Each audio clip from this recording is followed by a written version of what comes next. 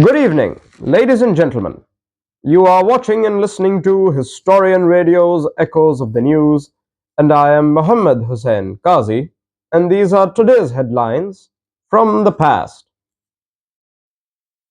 On this day, the 18th of October 1887, the Imperial Government of Russia transferred Alaska to the United States of America for a sum of $7,200,000. This would be an interesting moment in history, as Alaska would go on to be one of the United States' most significant and most strategic state. Continuing on this date, in 1922, the BBC was officially formed. The BBC is one of the United Kingdom's, not only is it the national broadcasting service of the United Kingdom, it is one of the most iconic ones. The BBC would, as it is today, go on to be a service not just in different languages but with different branches. BBC offers a wide variety of streaming platforms, including but not limited to the news service and the entertainment service and much more.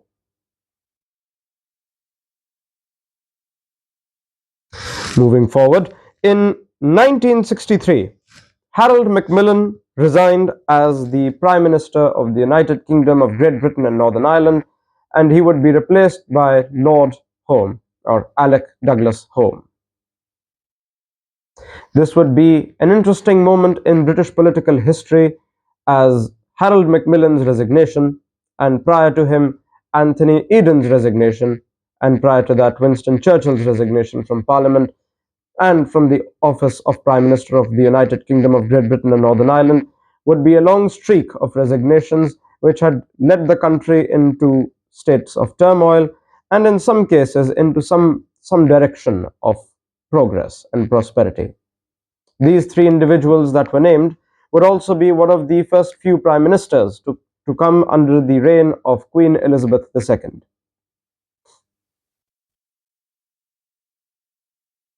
Continuing on this date, in 1977, Hilary Bradshaw, appropriately from Maidenhead, became the first woman to referee a rugby match when Bracknell played High Wycombe.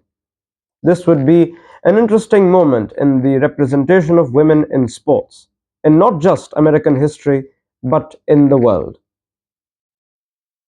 And moving forwards from this point, there would be many such sports which would encourage the role of women. For example, the Women's Basketball League, the Women's Football League, and the Women's Soccer League.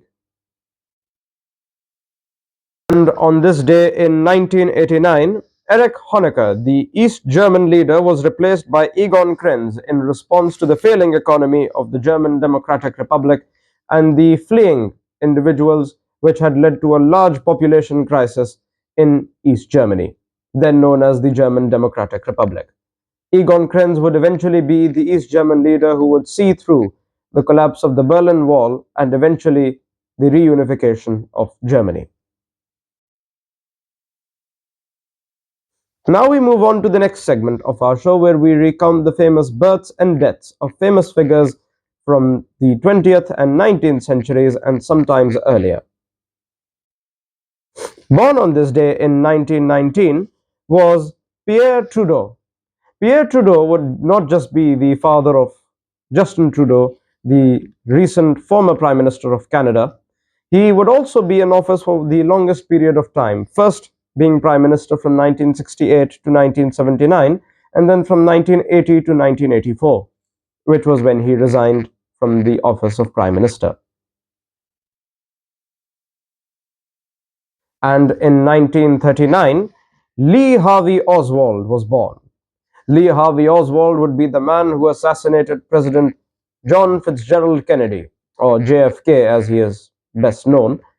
He would be the man who pulled the trigger and would eventually be killed himself by Jack Ruby. His name has forever been secured in history as the man who shot President Kennedy at the height of the Cold War. And unfortunately, on this day in 1893, Charles Gounod, the composer of the famous opera Faust, passed away. And following him in 1966, Elizabeth Arden, the famous American cosmetic magnate, would also pass away. And on that unfortunate note, we conclude today's headlines of the day. You are watching and listening to Historian Radio's Echoes of the News, and I am Muhammad Hussain Qazi, and these are today's headlines as history first heard them.